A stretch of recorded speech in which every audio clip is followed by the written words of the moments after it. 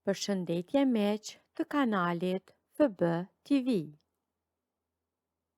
Kur kalon të 50-tat, njeriu shpesh mendon se jeta ka marrë një rrjedhje të caktuar dhe nuk ka më surpriza. Unë jam 54 vjeç. Kam një jetë të ndërtuar prej vitesh. Një biznes timin që më ka siguruar një mirëqenie shumë të mirë dhe një familje. Djali im I madh është më I madh se mosha e asaj vajzës që do t'ju tregoj sot. Por e thon mirë atë fjalën. Dashuria nuk pyet për moshë. Ose ndoshta, as unë vetë nuk e di nëse ishte dashuri apo një tërheqje e çmendur që ma ktheu rutinën përmbës. Para disa muajve, në lagjën time u hap një market I ri. Ishte një nga ata marketet e mëdha ku mund të gjeje gjithçka. Nga ushqimet deri tek mjetet e punës për shtëpi. Gruaja ime, si gjithmonë, çdo pasdite kujtohej për diçka që I mungante.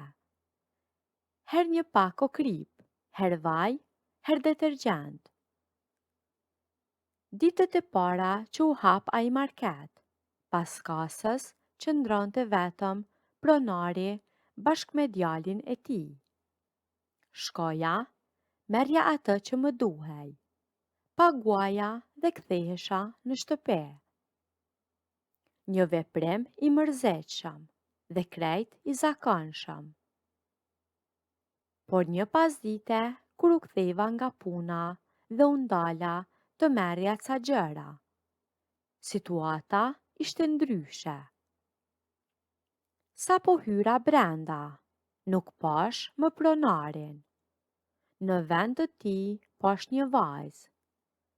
Ishte një vajzë e re, rreth 23 vjeçe, me një trop shumë të mirë dhe me një buzëqeshje të ëmbël.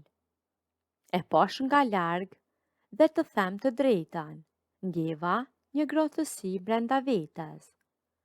Vetëm duke e shikuar, pa ja dëgjuar fare zërin.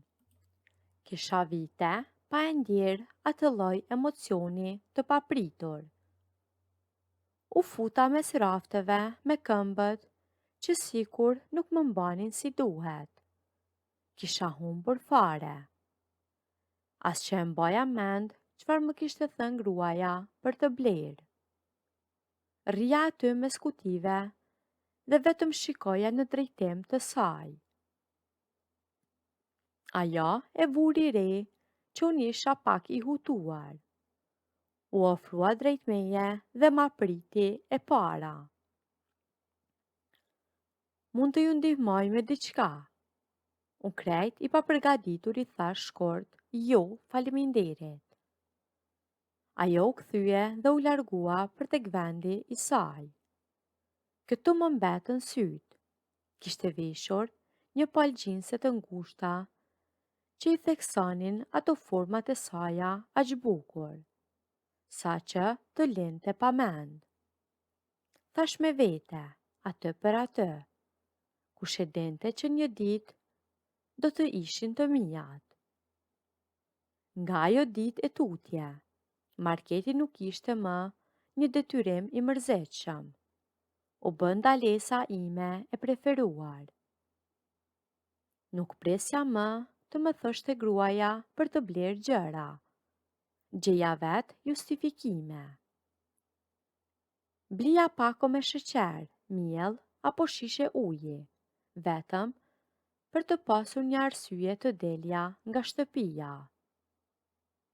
Gruaja filloi të habitej pse kishim kaq shumë rezerva ushqimesh në kuzhinë. Por unë e kaloja duke I thënë se ishte më mirë që t'i kishim aty.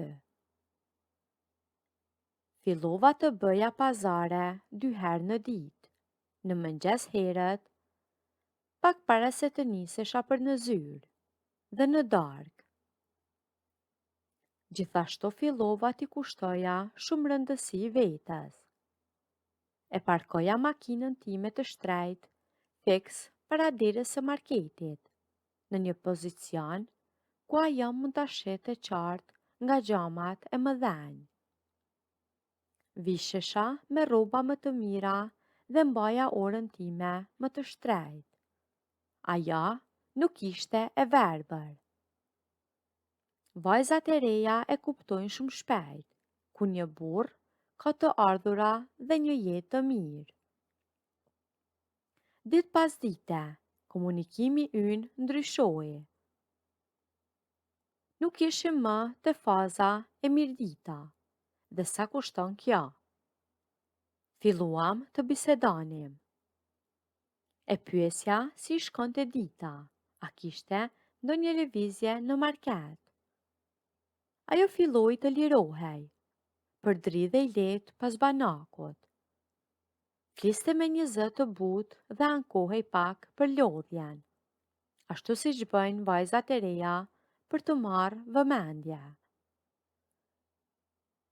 E kuptoi qartë që unë isha i pasur dhe i pëlqente shumë fakti që një burr i kuruar interesohej për të. Çdo herë që hyja e sheja që rregullonte flokët apo ndreqte rrobat. Mënyra se si më jepte kusurin. Bisedat e vogla që bënim, gjithçka po bëhej më e afërt. Unë e doja atë vëmendje, dhe ajo e donte luksin që unë përfaqësoja. Kjo lojë vazhdoi për disa javë. Në zyrë, e kisha mendjen të marketi. Në shtëpi, e kisha mendjen prap aty. E dija që duhej të bëja një lëvizje konkrete. Doja ta provoja rastin dhe t'i tregoja qartë se çfarë po kërkoja, pa fjalë të tepërta. Marketi mbyllej fiks në orën 10 të darkës. E kisha vënë re që pronari largohej rreth orës 8, dhe ajo mbetej gjithmonë vetëm për të bërë mbylljen, për të pastruar dhe për të rregulluar arkën. Atë natë vendosa të shkoja shumë vonë. Ora po shkonte 10 pa 5 minuta. Rruga për jashta ishte bashkë dhe dritat e lagjes ishin të zbeta. Makina ime bëri zhurmë kur u ndal në trotuar. Fika motorin dhe pash nga xhami i marketit. Ajo ishte brenda. Kishte marrë fshesën dhe po pastronte dyshemen, gati për ta mbyllur. Hapa derën e jashtme me shpejtësi dhe hyra brenda. Ajo e la fshesën me një herë dhe më foli nga larg. E mbyllëm për sot, më tha ajo. Unë nuk dola jashtë. Eca përpara dhe ja afrova banakut. E di që e keni mbyllur, i thash me zë të qetë. Por më duhet patjetër një shishe nga jo vera e kuqe, që mbani të pjesa e pasme. Të premtoj që do të kesh një bakshesh shumë të mirë nëse ma shet. Ajo qeshi lehtë. E dëgjoi fjalën bakshesh dhe sigurisht që mendoi për parat ekstra.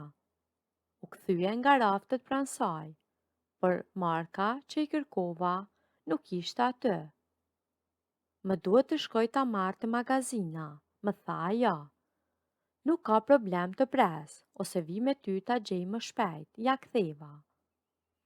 Ajo eci drejt korridorit të ngushtë që të çonte te magazina, dhe unë i shkova nga pas. Eca nga dal pas saj, dritat në atë pjesë të marketit ishin më të dobta. Pasi ishte thjesht një hapësirë ku mbanin mallrat stok. Ajo arriti te dera e magazinës, e cila ishte pak e hapur.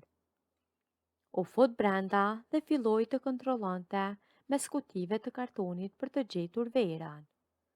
Unë kisha planifikuar diçka tjetër, doja t'i tregoja vendin.